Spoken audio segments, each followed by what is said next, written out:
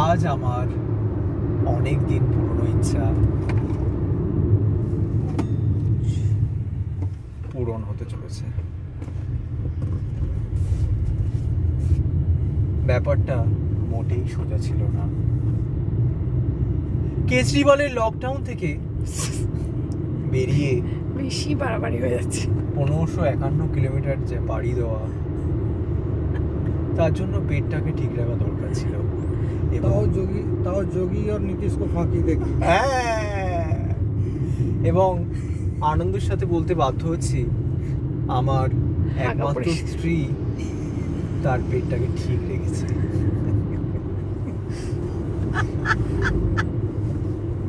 পাঁচমুখী রুদ্রাক্ষ পরে আমার এনার্জি বরাবরই একটু উপরে লেভেলে।